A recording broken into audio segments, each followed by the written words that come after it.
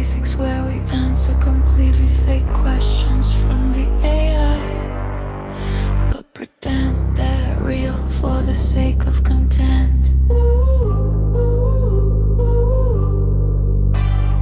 None of this medical, dental, vision, legal, financial, veterinary, or any advice about anything.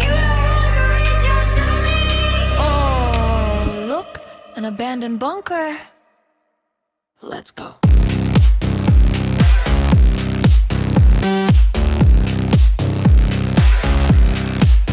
Let's go.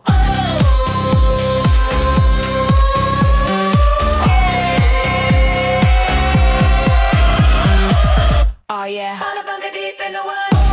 Open up your cans. It's time for bunker basics. We're going to answer fake questions, future drinks, and examinations.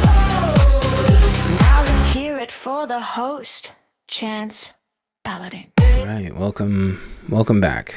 I am here we go with another top 10. This is a special one. This isn't one that I was planning, but I was looking around my desk and I was like, oh, I should do one about GPSs.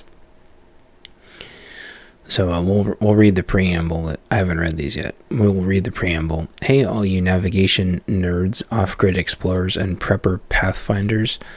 I'm a total prepper newbie who relies on my phone's GPS every day, but just learned how vulnerable the whole system can be to jamming, spoofing, or plain going down. Help this lost lamb figure out GPS basics without getting totally overwhelmed. Question 1. I have situation. I've always just used Google Maps on my phone, but I'm starting to worry about areas with no cell service or if things get chaotic. Is a phone's GPS actually reliable off-grid, or do I need a dedicated handheld device as a beginner, phone-dependent Pete?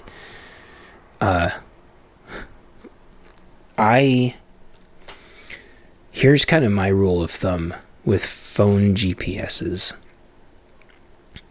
If you start off somewhere with cell coverage and have offline maps set up, you can make it work. Snap. If you are traversing through an area with no coverage to the cell towers, you should theoretically be able to reconnect on GPS alone. But what I have noticed happens is, even if you have offline maps, it tries to connect to the tower to be able to pull the map back up before pinging where you are on the GPS to be able to re-navigate. And which is why Google Maps is like massive garbage. And also, furthermore, and hence moreover, too, I have had equally this happen where my SMS wouldn't pull up on my phone because it was requiring a cell and data connection just to open my SMS. Because it was...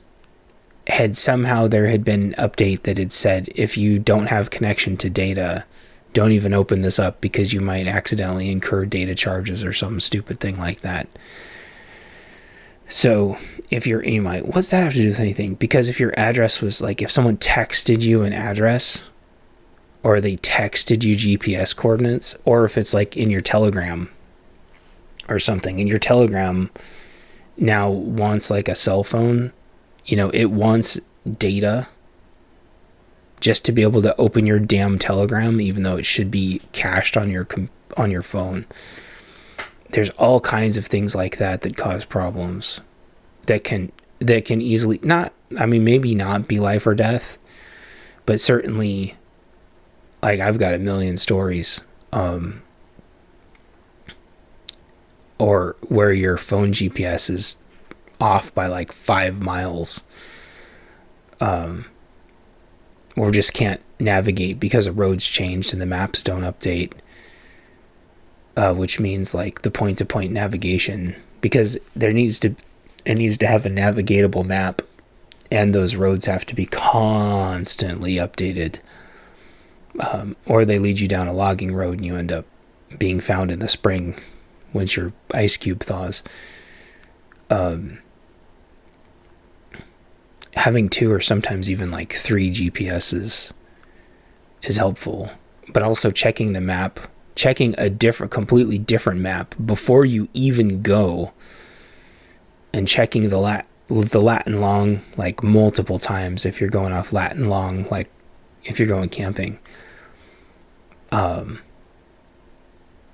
You can't, there's so many people I know that just blindly go in with phones, and there's a million things that can go wrong.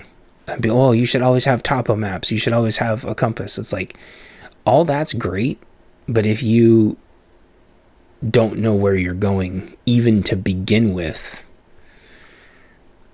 it's very problematic. And so sharing your Latin long and a screenshot and an X on the map and telling everyone exactly where the gate is to meet up at the gate is really the best practice. That was a very long-winded question 1. So is GPS actually reliable off-grid on a phone? No, not at all. Not even a little bit. You can try to do offline maps, and you can try to connect to the GPS satellites, but your phone might not even let you, I guess is my point. Even if that is technologically an available option, it still might not let you, depending on how your phone's configured. Or you might not be able to even get back to the address if you don't have data. So having a dedicated handheld device is way, way, way better, because you control the maps. It only needs GPS, and it will get you pretty close, because you can have 5 different maps on your handheld, and you will eventually find your way there with a handheld, where phones are typically for driving and even offline. Sometimes they don't even update with construction and stuff. Like, it's ridiculous. Wow, that was a long first question. Question 2. I have situation. I'm on a budget and see cheap handheld GPS units online, but I'm scared of buying something outdated or junk. What's the simplest, most reliable handheld GPS a total newbie prepper should start with in late 2025? A Garmin eTrex 20X is still the baseline. Or if you can get a 30X, then an eTrex 30X, then you have a digital compass on it, which is really helpful, and a gyro and altitude. But you don't need a gyro and altitude just starting out. What's frustrating to me, and I'm going to complain and bitch about this till the end of time, or you can get a 10X, but I think the 10Xs aren't in color, and that having that color contrast helps a little bit. Garmin discontinued those like back during the Rona. They used to be on sale for so affordable that they were practically giving them away. And you might think, why didn't everyone just go buy one? Well, a lot of people did go buy them, but they got stolen. Like, my friend had a really nice one. And it got stolen with all his maps and all his caches and stuff loaded in on it. And all the entrances and exits to all of his camping spots was on that thing, and all of the tracks, like everywhere he'd ever walked. So Garmin, being greedy SOBs that they are, even though they make amazing products, they they discontinued their flagship, like, 20X entry level. So you really got to shop on eBay now, or shop garage sales. Let's see how much they're going on. 70, 80, 90 bucks for used, up to 200 new. If you wait long enough, when the economy crashes, you can get them for more affordable. But just beware, because I'm looking at a lot of them right now, and you might see a bunch on here that are 20 bucks. Those are all broken. Whenever it says for parts. Now you might think, well, for parts, what's that good for? Replacing the screen, for example. Replacing the button, the little navigation button. So yeah, eTrex 20X is the go-to. And anything above that is just icing on the cake, like I said. Although you can make it work with a 10X if you can find one. Let's see, eTrex 10X. See if there's any 10Xs for sale.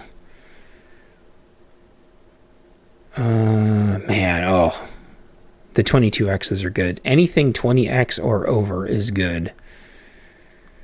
I don't even see any 10Xs for sale right now. But yeah, the last time the economy took a craparola, I got a 30X.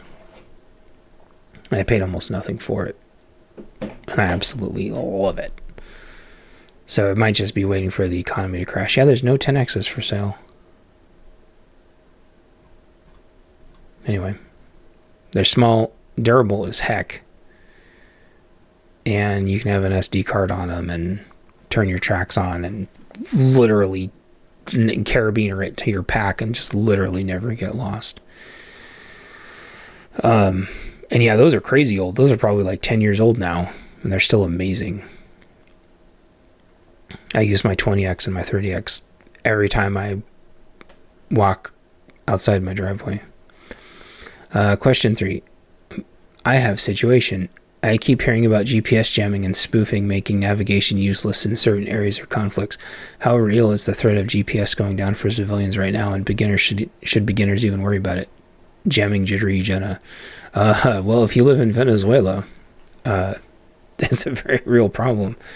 Or if you live in Ukraine, GPS jamming seems to be like the new hotness. And I'm not saying anyone in the world has the cojones to come attack the West Coast, and we are all going to be cumulatively laughing if anyone ever tries to attack the West Coast. The first thing I think that's going to happen is GPS is going to get knocked out. It's either going to get jammed, or Russia's probably going to cook off a bunch of Simtex or something that just turns our entire atmosphere into metal string cheese that just shreds all the satellites. I wouldn't let that paralyze you, because it's more likely that you're just going to need GPS to get from point A to point B and find alternate ways home and stuff those first couple days, because like surviving first impact is always the most important thing. So if you have a handheld, you can do things like get a map with all the power lines, get a map with all the train tracks. And you might think, why are power lines a big deal?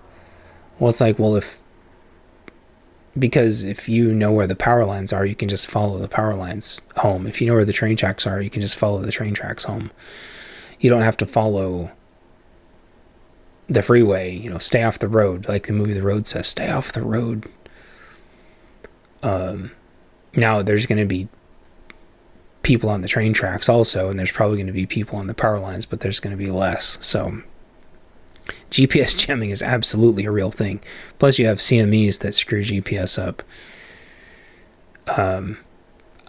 worry about it, though. I wouldn't worry about it. I would just realize that, you know, you still need to have your no comms plan. But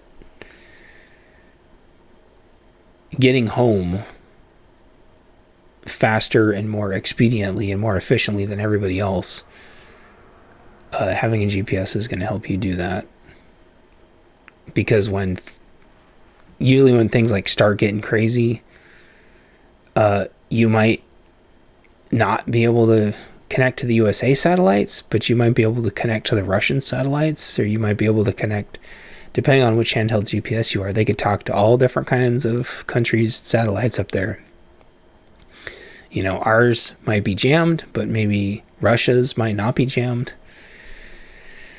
Russia has satellites. Everyone has satellites up there, so it just depends. But yeah, I absolutely would trust a GPS at least for a few days to get you home.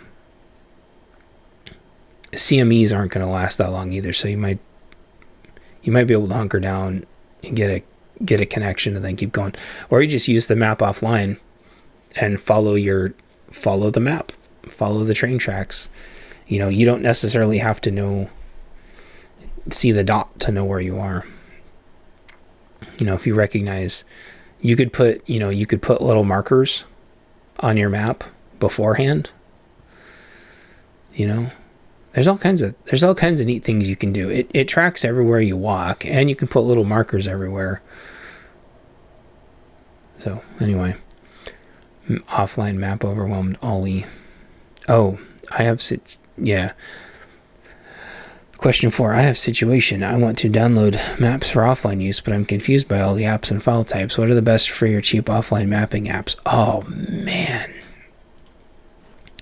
That's really holding me to the fire. Hold on a second. Let me open that file folder. All right. I use a program called Basecamp. And then I use a program called Garmin Express. And I think I use Basecamp to configure the maps that I want. And then I use Garmin Express to load the maps. And the maps are kind of free online. There's massive files. But you only need to load the maps for wherever you're going to be in. You know, you don't have to load every map on the whole planet, because they're massively detailed. They're hundreds of megs a piece. So make sure I answer the question. That's also why if you try to quote-unquote download offline maps on your phone, it's just going to use up your entire phone's storage unless you have massive SD cards on those. The problem is the old eTrexes can't handle massive cards, but they're still big enough to where you can have 6 different maps of your area if you want. No problem. So, yeah, there you go. Basecamp is what I use. Then Garmin Express.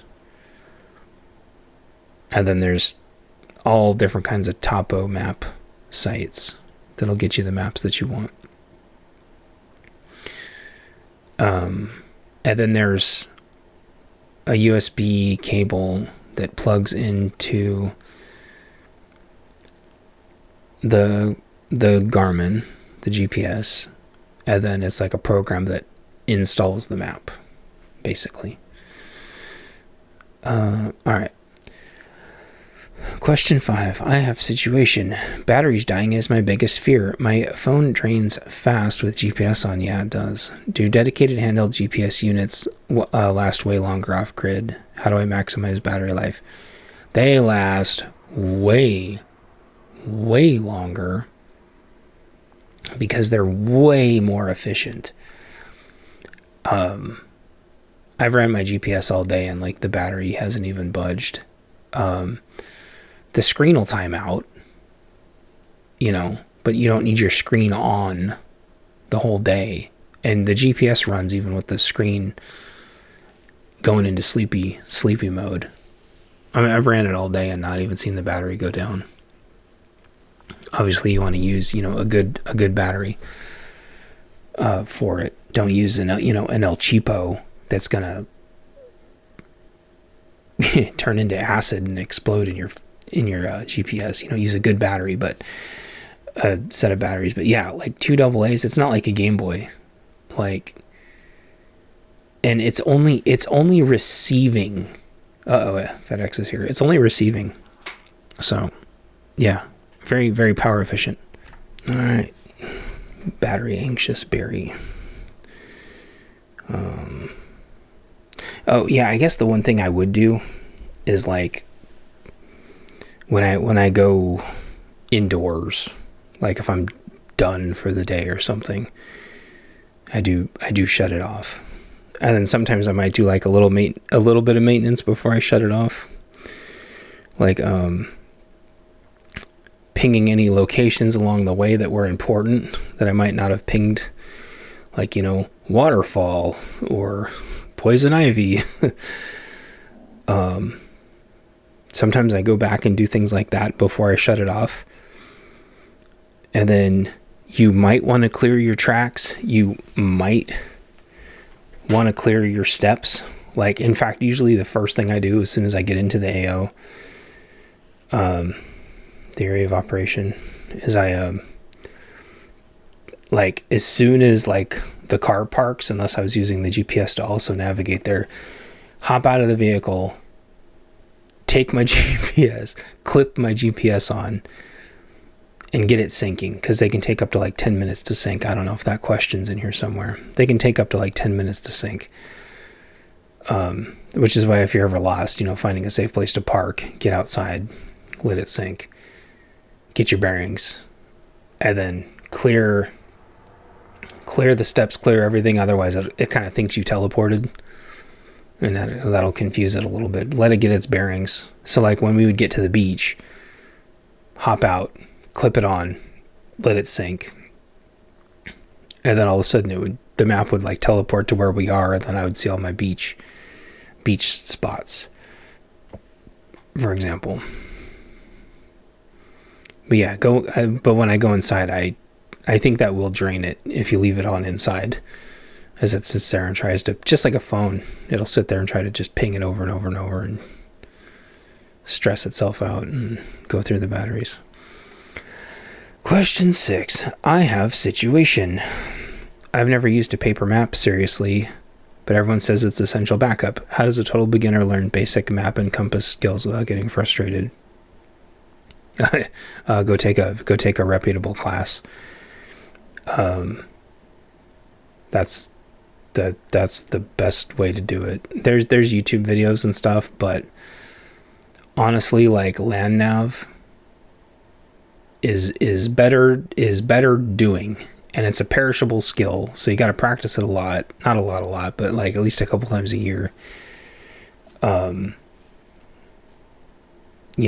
Make a map or buy a map and practice using the map and familiarizing yourself with it, and laminating it. But remember, practicing and training are two different things. But yeah, doing a land nav course, finding someone reputable nearby that teaches land nav. Yeah, maybe there's someone in your church that was in the military that can teach everybody land nav. But a lot of people act like they know it and don't. Again, like, I was in search and rescue for, I don't know, a year or something. A lot of them swore up and down they knew how to do land nav, and they didn't.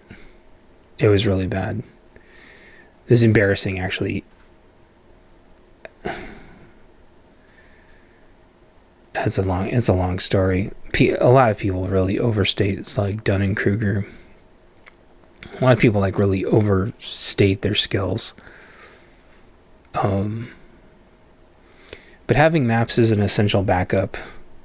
It really is. You should have maps in your backpack. The corner stores in towns are like good places to get maps. Libraries are good places to get, gas stations. It might not be the scale that you want, but literally any map is probably going to be better than no map. even if it just has basic topography, because if you can get a drone up, you can find where you are even without a GPS. So SOS, or paper map panicked Paulo. All right, question 7. I have situation. Some GPS devices have satellite messaging for emergencies when there's no cell service. Is adding two-way SATCOMs worth it for beginner prepper? Is basic GPS enough to start? SOS seeking Sam. Well, they're baking that into phones now too, to where you can SMS with your phone over the satellites. And that kind of harkens back to like one of my radio videos where like how am I going to get a hold of my family, but my family's too far away. And I didn't really get into like repeater chains that much, but like repeater chains is usually too much for people to mentally deal with, and there might not be a repeater chain there anyway. Starlink minis are kind of expensive, and they're kind of power hogs. They're not super power hogs, but they're kind of power hogs. The next best thing is like satellite messaging, but a lot of people say, well, how am I supposed to pay for satellite messaging if the grid goes down? I was going to say, well, hopefully the satellite messaging system has a way to pay through the satellite, or pay with crypto or something. So that's kind of like an interesting direction. Like, you can't pay for it forever, and the SOS emergency ones are kind of like pay as you go sort of kind of rental things. It depends on which one. There's tons of different ones. If you're going up to hike a mountain for like a day or two, they have like rentals that you can get, and it's kind of part of the insurance thing where you got like a tracker beacon emergency SOS thing, and it pings your family, kind of signs up to the map, and it shows them on the map where you're going. I don't know if that's necessarily great for SHTF because the price starts climbing up there, but at least if you're just going up to the mountain, there's rentals like that. Basic GPS though is okay. It's just, like an E-Trex 20 is not going to ping everybody else where you're at necessarily. But if there's data up on the mountain, you can just ping everybody that way. But there's probably not going to be. There's also a lot of radios now. Like a lot of the digital radios have GPS built in. Like the MD390s, the pluses all have GPS. And when you're radioing people, it can also ping with your GPS location.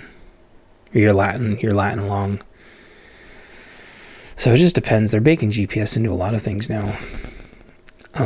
SOS seeking Sam. Alright, question 8. I have situation.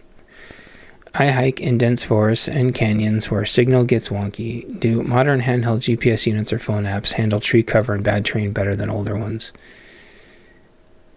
Sometimes. Question mark. It's really random. Tree cover is hard. Satellite signal is not that strong. Like I said in prior videos, like even like phone GPS in a city can get screwy to the point of being useless, because GPS can't punch through buildings, just like cell phones can't punch through buildings, just like radios can't punch through buildings. Trees are honestly like a little bit better, but it sort of scatters. It kind of scatters out where you are. Like the GPS will like loosely sort of kind of know where you are, but unless you've got like gyros in your GPS, it might not know which way you're facing, and you might have to walk for a while before it's like, oh shoot, okay, you're heading north now. Or maybe east, I don't know. Or maybe northeast. You walk a little ways further and it's like, okay, cool, yeah, you're definitely going north. But I've had other times where it's tracking me perfectly in pretty heavy tree cover. So tree cover on a clear day is going to be better than tree cover on an overcast day, if that makes sense. So I hate to answer with like an it depends, but there's no functional way for GPSs to just magically work in tree cover. There just isn't, you know. You get what you get. And probably be okay though. It just takes a little bit longer. Yeah. Question 9. I have situation. I want to mark waypoints like water sources, shelters, or rally points for my family. What's the easiest way for a newbie to set up and share waypoints or routes on a GPS device or app? You can,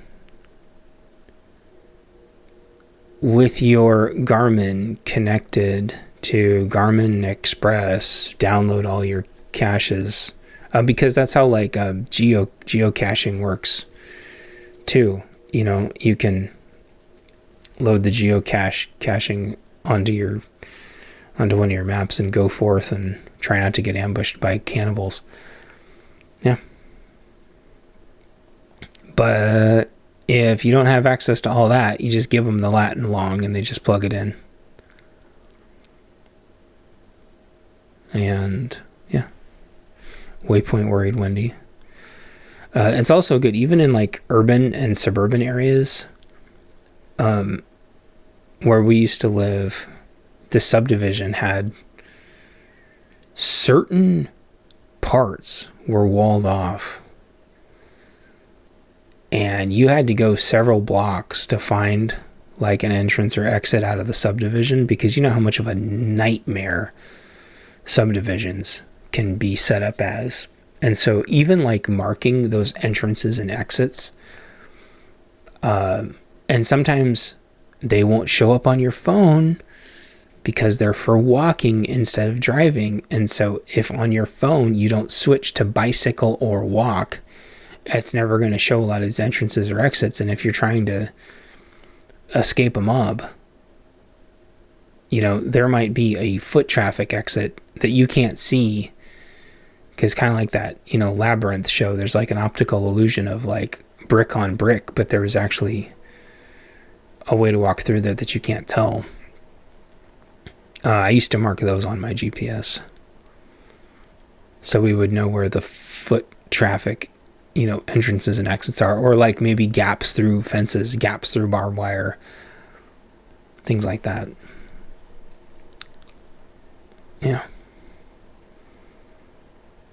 Same thing with like friendly, you know, friendly buildings, friendly people versus not friendly people. Houses, you know, things, businesses, things like that. Question 10. I have situation. Prepping for navigation feels like it could get super expensive with gadgets and subscriptions. How can a total beginner build a solid GPS setup, phone, handheld backups without spending a fortune? Cost conscious Carl. I kind of got into this earlier. One of the things I've started working on is like a de-Googled burner phone. And on the de-Googled burner phone, having a de-Googled map, a de-Googled map application. That's one of the ways to have like your backups. Let's turn it on here really quick. I say really quick in air quotes because, you know, it takes forever to turn a phone on these days, even when it's got like practically no software on it. So I'll just set it there, I guess, and try to answer the rest of the question while we wait.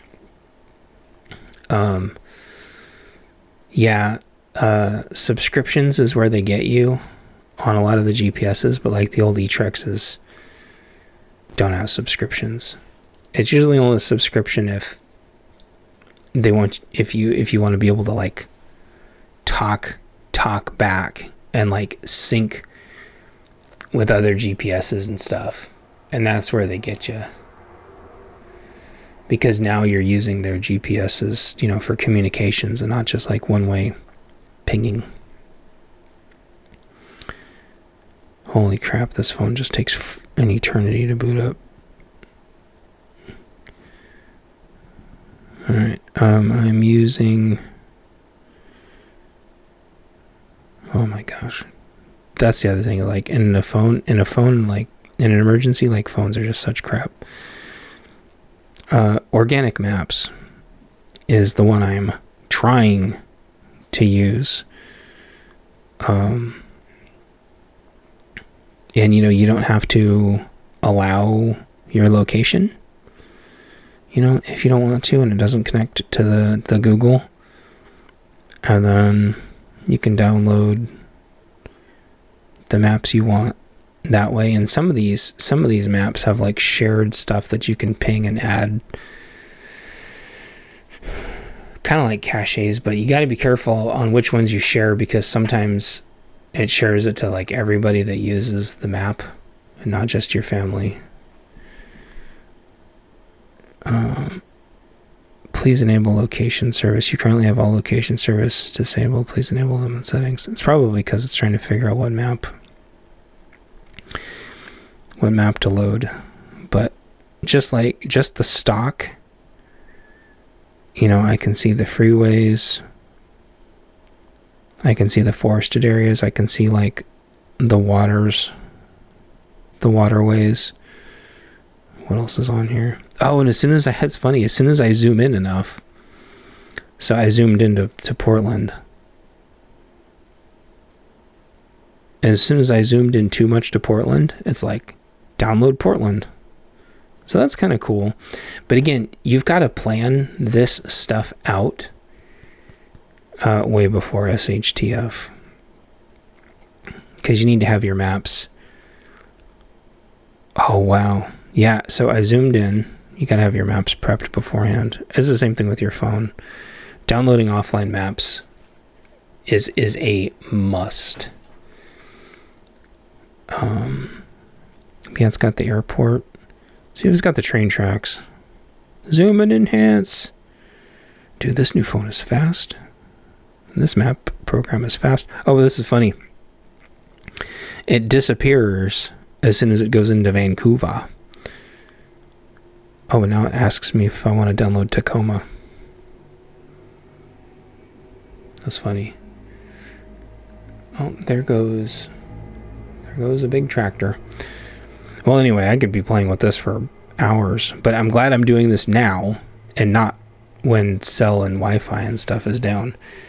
I don't know why it's trying to download Tacoma. It should be trying to download Vancouver. Oh, no, I guess Tacoma, quote unquote, loaded Vancouver. I'm trying to see if it has the train tracks, because the train tracks are how you're going to get over some of these bridges. Oh, yep, it does. It has the train tracks. In case you can't make it over the interstate bridge. So yeah, having a burner phone, you know, in an EMP bag with downloaded maps, that's going to be way more affordable if you find it on sale. That's going to be way more affordable than a GPS. You can get like an Android burner phone for like $30 to $60 sometimes. If you're shop S Smart. Yeah. And also, again, back to question 10, there's a lot of like DMRs, digital radios, that have all the GPS and map stuff on them too. Even the drone software, DJI Fly, has all the map stuff on it too. All right, let's check out our bonus question.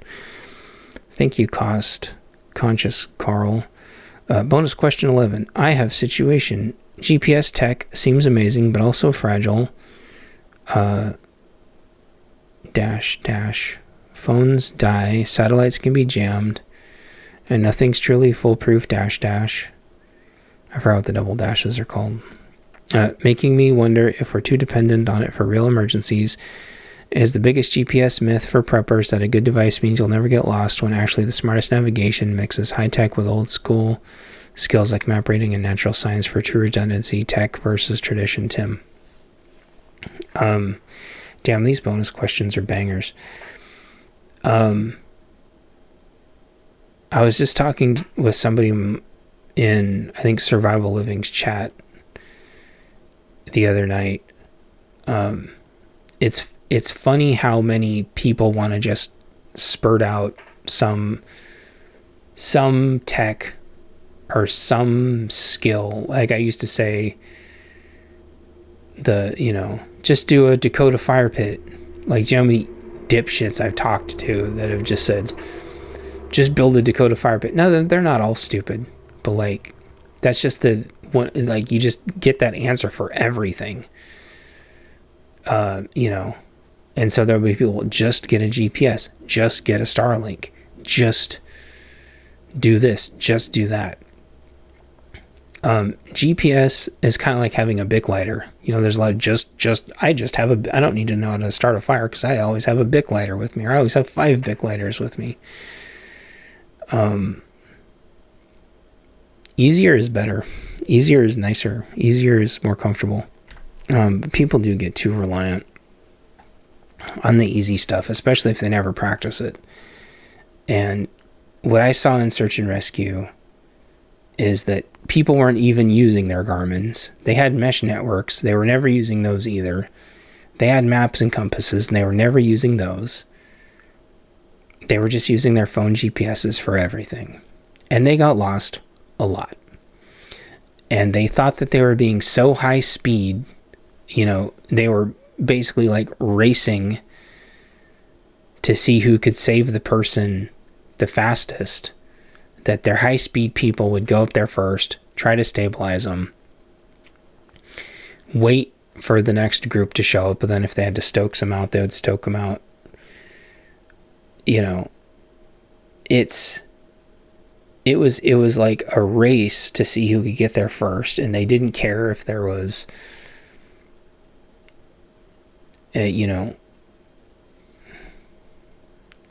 like a river in the way or just, sudden elevation drops that they would have to traverse. Like it was constantly shortcuts, and quite a few of them really knew their shit.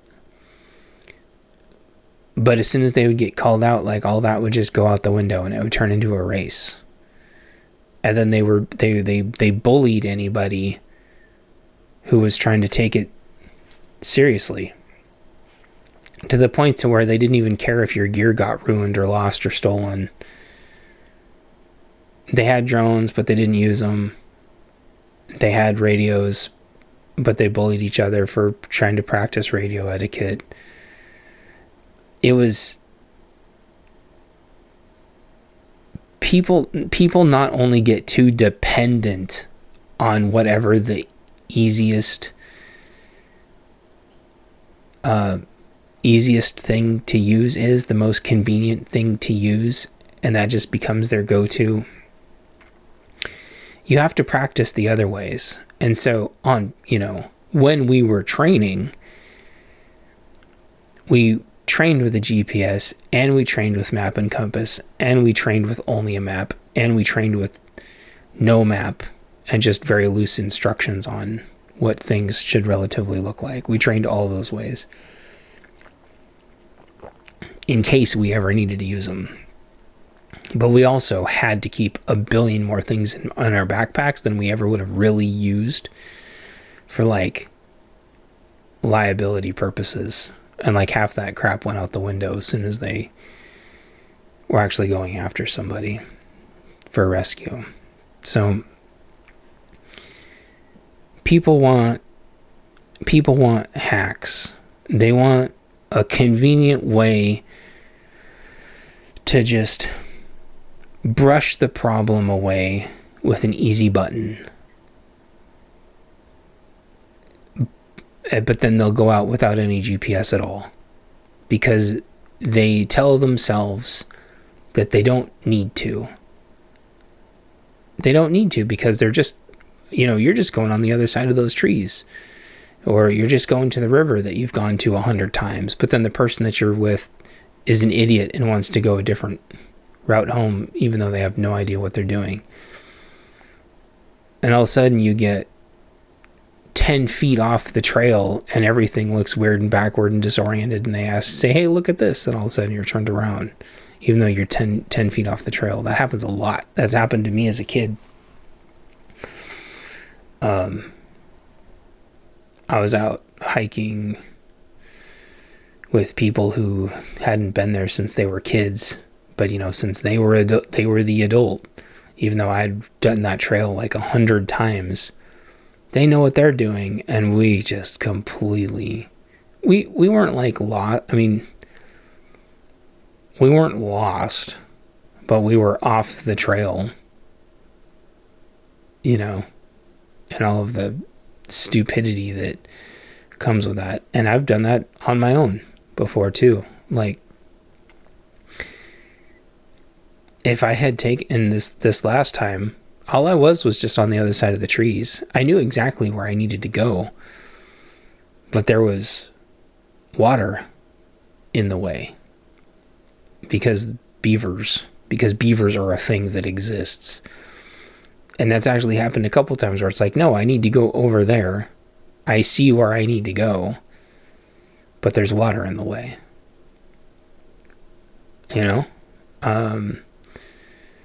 You have to prepare and practice and train for all that. You might only ever use it once in your entire life, but just magic hacking things away is what fakes and phonies tell themselves. Just do X. Whenever they say that, you've got to just do your own research and think about what's going to work best for you. Phones, they drain battery really fast. They can be super particular about having data or not having data. Your app could have updated and you might not know. You could drop your phone in the creek. How many times has that happened? Everything's on your phone. Your emergency beacons are everything on your phone, and then you drop your phone into a puddle, or you spill coffee on it because Ringo is in your spot where you usually set your coffee,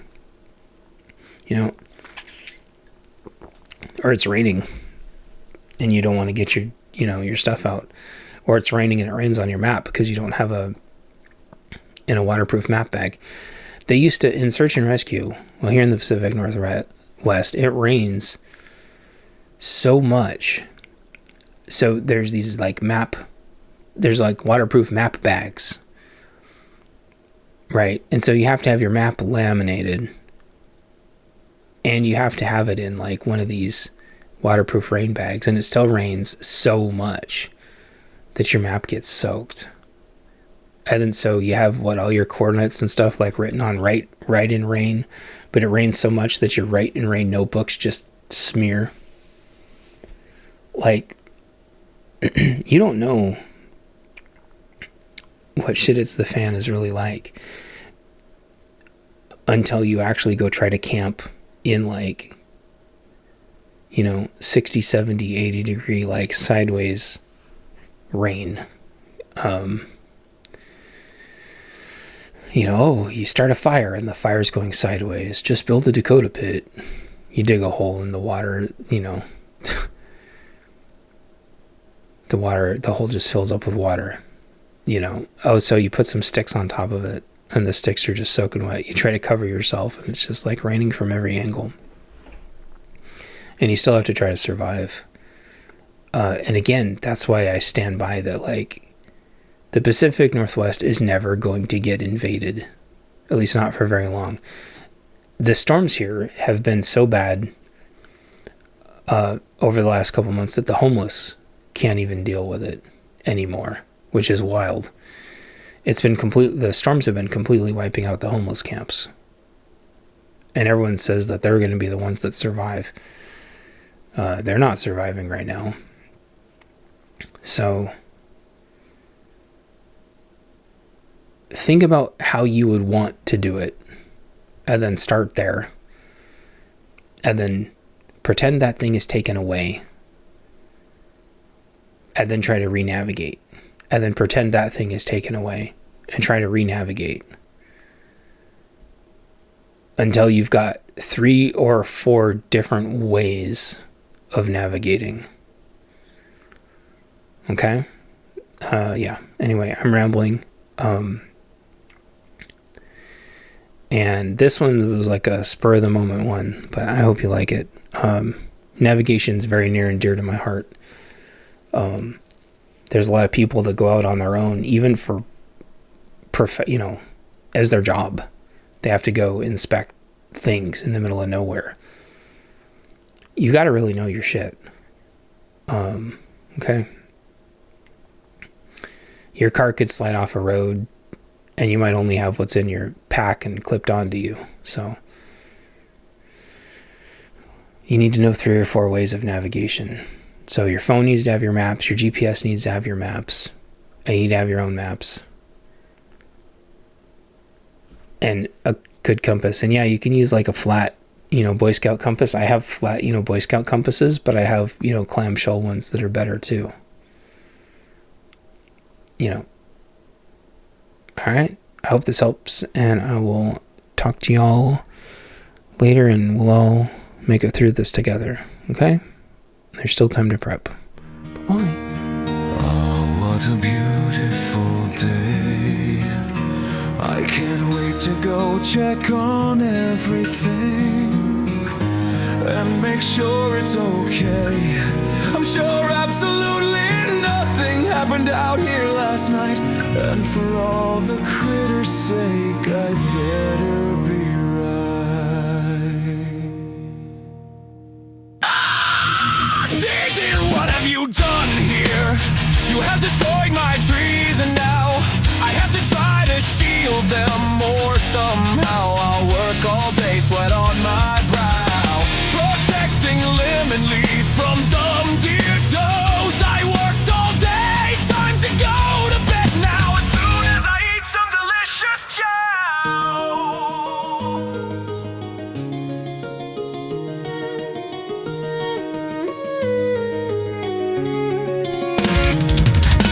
Oh, what another beautiful morning, an amazing breeze. I'll go for a nice walk and try not to sneeze. The birds are happy, so is the toad. Cars are honking at deers in the road.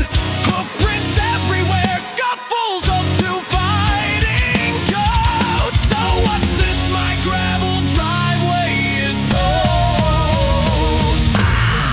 It's the boy deer I hate the most. Go away, you stupid beast. I'll kill you all and have a 4-course Bambi feast. It's not murder, it's a hunting treat. I'll eat you all delicious meat. Go fight somewhere else, you horny assholes. Girl deer are gone this week. I chased them all away yesterday, you're here. Who am I kidding? Y'all will be back next year.